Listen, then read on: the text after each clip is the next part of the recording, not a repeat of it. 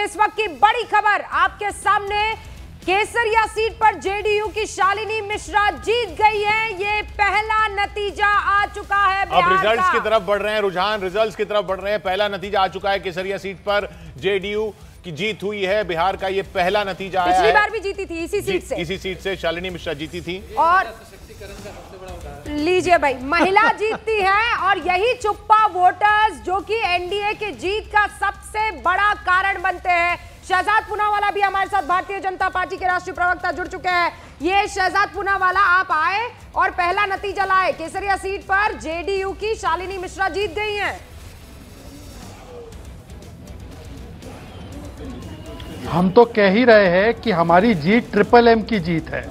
मोदी के मैजिक की, महिला सशक्तिकरण की, और जो मिशन नीतीश जी के और मोदी जी के साथ बिहार लेकर चला है, तो ये मोदी, महिला समर्थन और मिशन नीतीश जी मोदी जी का, ये तीनों एम को मिलाकर ही हम जीते हैं। और रूबिका जी, एक चीज, दो चीज बोलने दीजिए मुझे। आज तो 14 नवंबर है, तो 14 नवंबर के शुभ अवसर पर जवाहरलाल नेहरू जी को राहुल जी ने 95 हार जो है वो सौंपी है। और दूसरी बात, रूबिका जी, किशोर जी, याद है 2 महिला प्रवक्ता आरजेडी की बड़ी प्रखर रूप से बोलने आती थी आपके डिबेट्स में। आपसे कई बार उन्होंने वो क्या कह सकते कहा सुनी भी की। आज वो पूरे दिन से गायब है। मैं तो उनको, उन दोनों को और प्लस राहुल गांधी को शुभकामनाएं देना चाहता हूं कि उनकी जो लगातार जो बोलने की शैली थी वो हमारे लिए बहुत काम कर रही थी। तो मैं समझता हूं कि प्रियंका भारती जी, कंचना यादव जी और राहुल जी, इन तीनों ने जितनी जीजान मेहनत बीजेपी और एनडीए को जिताने के लिए की है, मैं उसके लिए साधुवाद करता हूं। वैसे पीके जी ने बोला था कि 25 से कम आएगी नीतीश जी की, वरना मैं राजनीति छोड़ दूंगा। तो बस अब वो क्लिप मैं आपके पास भेजूं क्या रूबिका? एक बार पीके जी से पूछना कि वो अपनी बातों से जीरो है, राजनीति छोड़ना या न छोड़ने का सवाल ही बात है। वो न्यूज़ 18 इंडिया की ही क्लिप है जो वो भेजना चाह रहे हैं, उस पर हमारी पैनी नजर है। वो सवाल जब पूछा गया था तब उन्होंने बकायदा ये बात कह दी थी कि 25 से ज्यादा जेडीयू की आ जाएगी तो मैं राजनीति छोड़ दूंगा। मैंने कहा राजनीति छोड़ देंगे आप? इतना अतिशयोक्ति कहने की क्या जरूरत है? उन्होंने कहा आप लिख कर ले लीजिए कि 25 से ज्यादा जेडीयू को नहीं आने वाली है। और इस वक्त जब हम बात कर रहे हैं तो 78 सीटों के साथ जेडीयू दूसरे नंबर की सबसे बड़ी पार्टी बनी हुई है।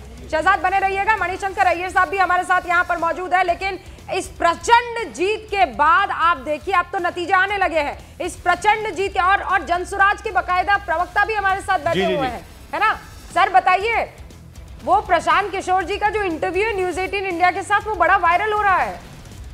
सबसे पहले संजय जी को और शहजाद जी को, चूंकि अब जो रुझान है वो परिणाम में तब्दील होंगे, इन दोनों को बहुत बहुत शुभकामना, बहुत बधाई। आपको बिहार की जनता ने जो जनादेश दिया है और जो हम लोगों को दिया है, उसे बड़ी शालीनता से स्वीकार करते हुए सिर्फ 2 प्रमुख बातें हैं जो सामने आ रही हैं। पहला, जनसुराज को लगभग 70 से 75% सीटों पर तीसरे नंबर की हम पार्टी बने हैं, यानी जनता ने एक विकल्प के तौर पर देखा। लेकिन साथ ही साथ जंगल राज ना आ जाए, ये डर साफ तौर पर दिख रहा है। और अच्छा है कि जंगल राज हमेशा के लिए बिहार से साफ हो रहे हैं। अगले 5 वर्ष तक एक प्रमुख विपक्षी दल के तौर पर हमारी आवाज शायद नेशनल मीडिया में दिखाई न जाए, लेकिन आपको लगातार सुनाई देती रहेगी। बिहार से जो जनसुराज की आवाज उठेगी, चाहे वो पलायन हो, चाहे रोजगार हो, चाहे वो बाकी के प्रमुख मुद्दे हो, बाढ़ की त्रासदी हो। अब आपका विषय उसी पर आ रहा है। बैठकर अपनी बात रख रहे हैं जबकि आपका खाता भी नहीं खुला है। फिर कोई बात नहीं है रूबिका जी, हम अपनी बात बहुत मजबूती से अगले 5 साल करते रहेंगे, निभाएंगे तो आपकी आवाज बुलंद होगी। बिल्कुल रूबिका जी, और वो जनसुराज बिल्कुल निभाएगा। देखिए, राजनीति में कथन पे अगर हम चलें तो बड़का झूठा पार्टी और मिट्टी में मिल जाएंगे, ये आज का दिन नहीं है इन सब विषयों पर। भाई प्रशांत किशोर जी कहे होते कि 150 सीटें आएंगी जदयू को, और भाजपा को जो है बाकी का 103, हाँ, और 241 सीट ये जीत जाएंगे और उससे जनसुराज चुनाव लड़ता। अगर भाई थोड़ी परिपक्वता आप भी रखिए। चलिए, और दूसरा और सबसे महत्वपूर्ण बात, कब कही थी ये प्रशांत किशोर जी ने बात? आपके ही चैनल पर या आपसे? उसके बाद 125 यूनिट, उसके बाद 10,000 रुपए। और बहुत इंपॉर्टेंट है, इस बात को याद रखिएगा जो मैं आज कह रहा हूं आपसे, ठीक है? एकदम क्विकली बोल रहा हूं। देखिए, बिहार ने एक नया पैंडोरा बॉक्स खोल दिया है, और वो पैंडोरा बॉक्स ये है कि आने वाले सभी चुनाव में चाहे हमको कर्ज लेकर घी पीना पड़े, लेकिन जनता टैक्स एक तरफ लोग भरेंगे मजबूती से मेहनत करके, और दूसरी तरफ एक एक घर में 40-40, 50-50 हजार रुपए दिए गए हैं। इसका मतलब ये मुफ्त की रेवड़ी पर जो आप बात कर रहे हैं, ये जो रेवड़ी कल्चर है, इसकी शुरुआत बिहार ने बड़ी मजबूती से शुरुआत तो बहुत पहले हो गई थी। शुरुआत तो बहुत पहले हो गई थी।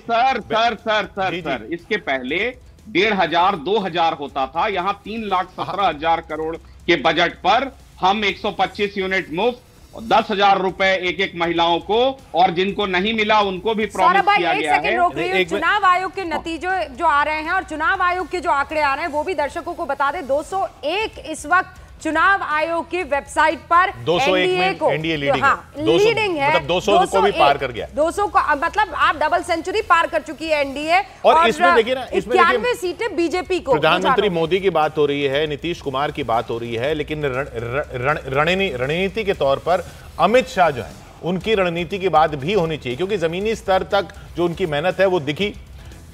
35 जनसभाएं उन्होंने की, रोड शो किया, संभाग स्तर की 5 बैठकें की, जिला स्तर की 5 बैठकें की। बिहार में अमित शाह के कार्यक्रम की कुल संख्या 40 रही।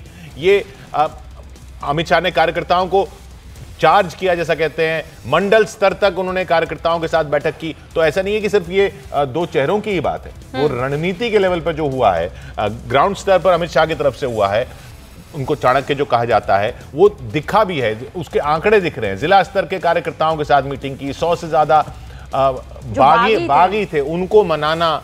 वो लोग भी अमित शाह के बिना किसी और की बात सुनने को तैयार नहीं थे। कि नामांकन के लिए जा रहा है बागी, और उसको फोन अमित शाह करते और वो बागी जो है लौट कर आ जाता। नामांकन कर देने के बावजूद, मतलब ऐसी बातें भी हैं कि ग्राउंड जीरो पर मौजूद रहकर हर एक चीज को और वो रिजल्ट में रिफ्लेक्ट कर रहा है, और वो आज की तारीख में दिखाई दे रहा है। 14 नवंबर को काउंटिंग है, 11 नवंबर को चुनाव है। बेलसंड वालों, चुनाव का नतीजा जानना चाहते हो क्या? जानना है क्या? अरे जोर से बोलो, जानना है क्या? तो मेरी बात याद रखना, 14 नवंबर 8 बजे बैलेट बॉक्स खुलेंगे, मतपेटियां खुलेगी, 9 बजे मतगणना शुरू होगा, और 1 बजते बजते लालू राहुल की पार्टियों का सुपड़ा साफ, और वो सुपड़ा साफ हो चुका है एक तरह से, दिख ही रहा है। 40 पर महागठबंधन। रविशंकर प्रसाद भी हमारे साथ जुड़ रहे हैं। रविशंकर प्रसाद जी, बहुत बहुत शुभकामनाएं। नीतीश जी फिर से मुख्यमंत्री बन रहे हैं। अरे भाई, इसमें आपको कोई वैकेंसी है क्या? ये तो हम लोग शुरू से बोल रहे हैं, गृह मंत्री जी बोल चुके हैं, तो फिर क्या मतलब है इसका? कोई वैकेंसी नहीं है। और अमित शाह जी ने तो ये भी कहा ना, प्राइम मिनिस्टर के पोस्ट की वैकेंसी है ना मुख्यमंत्री के पोस्ट की वैकेंसी। लेकिन हाँ, ये रिजल्ट बहुत ऐतिहासिक है, और मैं बार बार कह रहा हूँ, मुझे अपने बिहारी और बिहार की जनता पर बहुत गर्व है, अभिनंदन, बहुत प्रणाम कि जात पात से ऊपर उठकर बिहार की जनता ये ऐतिहासिक रिजल्ट देती है। तो देखिए, इस बिहार के चुनाव को आप पारंपरिक चुनाव से तुलना मत करिए। भारत के कॉन्स्टिट्यूशनल पॉलिटी का ये मील का पत्थर है। इसे ग्लोबली दिखाने की ज़रूरत है कि बिहार के लोगों ने भारत के लोकतंत्र के सम्मान में किस तरह से वोट दिया और किस तरह से वो आशा और विश्वास से वोट देते हैं। रविशंकर प्रसाद साहब, 40 सीटें महागठबंधन को, मतलब इससे कई ज्यादा सिंगल पार्टी आपकी, चाहे बीजेपी हो चाहे जेडीयू, 80 जेडीयू और बीजेपी 88। क्या कारण है कि ये पार्टी 40 पर सिमट गई? मतलब एक पार्टी नहीं, पूरा महागठबंधन। देखिए, इसके तो पूरा विश्लेषण करना पड़ेगा, लेकिन हम लोग को डाउट नहीं था। देखिए, बिहार में लालू जी का जंगल राज जो है ना, वो बिहार की राजनीति का एक बहुत ही काला अध्याय है। लालू जी अभी 32.5 साल की सज़ा उनको हो चुकी है, चारा घोटाले के 4 अलग अलग मामलों में। वो बेल पर अलग बात है। तेजस्वी जी 420 के आरोपी हैं, चार्ज फ्रेम हो गया है करप्शन का केस में दिल्ली के एंटी करप्शन कोर्ट में। इसके अलावे जिस तरह लोगों ने बिहार में खौफ, अपहरण, लूट, भ्रष्टाचार को देखा और आज जो बदलाव देखा है नीतीश कुमार की इंटेग्रिटी, उनकी ऑनेस्टी और प्रधानमंत्री की, और सबसे बड़ी बात है कि नरेंद्र मोदी जी ने जिस तरह से बिहार के विकास की गारंटी दिया। आज देखिए बिहार की सड़कें, बिहार का एयरपोर्ट, बिहार में हर गांव में बिजली जी, बिहार में 8 वंदे भारत ट्रेन पटना से चलती है, आप लोगों ने देखा है। और नीतीश कुमार जी ने जो जमीन पर काम किया, महिलाओं के एम्पावर का काम जो मोदी जी की सरकार और नीतीश जी की सरकार ने किया, इन सबों का सम्मिलित असर पड़ता है। हम बता दें उपेंद्र कुशवाहा जी भी हमारे साथ जुड़ चुके हैं। उनकी पत्नी जो है सासाराम से चुनाव लड़ रही हैं और मेरे ख्याल से लगभग 6000 वोटों से आगे भी चल रही है। उपेंद्र जी, बहुत बहुत स्वागत है आपका न्यूज़ 18 इंडिया पर। हमारी मुलाकात बिहार के चुनावों के दौरान हुई थी और आप बहुत कॉन्फिडेंट थे और आपका स्ट्राइक रेट भी बढ़िया चल रहा है। उपेंद्र जी, नहीं, आपकी आवाज बहुत स्पष्ट नहीं आ रही है। आपको बहुमत तो स्पष्ट आ रहा है। स्पष्ट नहीं आ रही।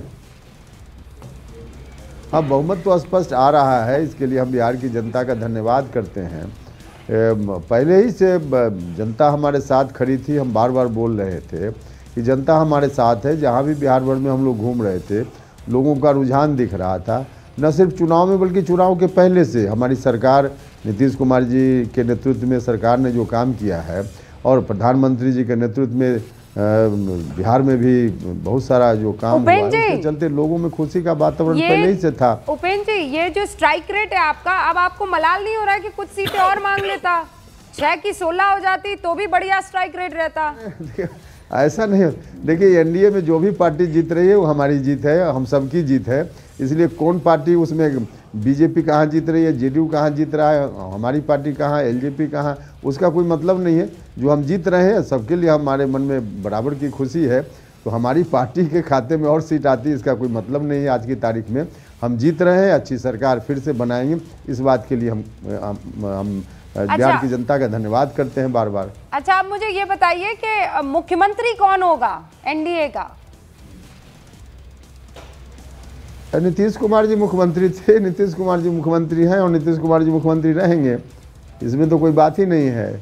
और स्नेहलता जी जब जीतेंगी तो मंत्री बनेंगी वो? अब जीतेंगी तो जीत ही रही हैं तो मंत्री बनेंगी वो? नहीं, ये तो जो मुख्यमंत्री बनेगा उसके विशेषाधिकार का मामला है। और फिर एनडीए में सब लोग मिलकर तय करेंगे किस पार्टी के खाते में क्या होना है। यह बात ठीक है कि हर पार्टी के लोग प्रतिनिधि के रूप में होंगे, लेकिन कौन बनेगा नहीं बनेगा तय होगा। अभी इस पर बोलना मुनासिब नहीं है और इसकी ज़रूरत भी नहीं है। अच्छा उपेंद्र जी, ये बताइए कि आपकी जितनी भी साथी पार्टियां हैं उन सबका स्ट्राइक रेट बढ़िया है, इसका कारण क्या है? क्या मानते हैं आप इसका कारण? नहीं, देखिए इसका कारण तो जो हम लोगों ने मिलकर पूरे तौर पे एकजुटता का प्रदर्शन किया और हम सब लोग शुरुआती दौर से एक दिखे और फिर बाकी सरकार का जो काम है उसका भी लाभ एनडीए में सब पार्टी के उम्मीदवारों को मिला। तो और नेतृत्व प्रधानमंत्री जी का हो, मुख्यमंत्री जी का हो, एनडीए में जो अलग अलग घटक दल के लोग हैं, सब लोगों ने एकजुटता के साथ चुनाव कैंपेन में काम किया। तो इससे जनता में एक हमारे पक्ष में वातावरण जो पहले से था और मजबूत हुआ वातावरण, तो इसलिए ऐसा हुआ। ये बताइए कि अब यहाँ से ये रिजल्ट तो आ गया और ये इतना प्रचंड बहुमत भी आ गया, ये जो चुनौती जो शुरू होती है कि जैसे 10,000 वाला पैसे देने की बात आ रही है कि 10,000 दिए हैं, इसके आगे और देने पड़ेंगे, ये बिजली जो फ्री है, ये फिर सवाल उठेंगे कि भाई बजट तो आपने सारा इन सब चीज़ों में खर्च कर दिया। नहीं, बिल्कुल ऐसा नहीं है। देखिए सरकार ने पहले अनाउंस किया है इस योजना को तो बहुत सोच समझकर कैलकुलेटेड वे में, तो कहाँ से पैसा आएगा, क्या होगा, बाकी जो स्कीम पहले से है या और दूसरी स्कीम जो अलग तरीके से बाद में लिया जाएगा, तो उसमें कहाँ से पैसा आएगा, कहाँ खर्च होगा, कैसे होगा, इस पर ब्लूप्रिंट है। सरकार ने अपना सब एक्सरसाइज किया है, तभी इस तरह की योजना सरकार ने लाई है। इसलिए यह कोई चिंता का विषय नहीं है कि पैसा कहाँ से आएगा और कैसे होगा। बिल्कुल पुख्ता इंतजाम है और उस तरह से सरकार ने डिसीजन लिया है। तो हमने जो कहा है जनता को कि हम अभी जो कर रहे हैं आगे भी हम करेंगे, तो उस पर कहीं कोई इफ बट नहीं है। 100% जो वादा हमने किया है उस पर हमारी सरकार खरा उतरेगी।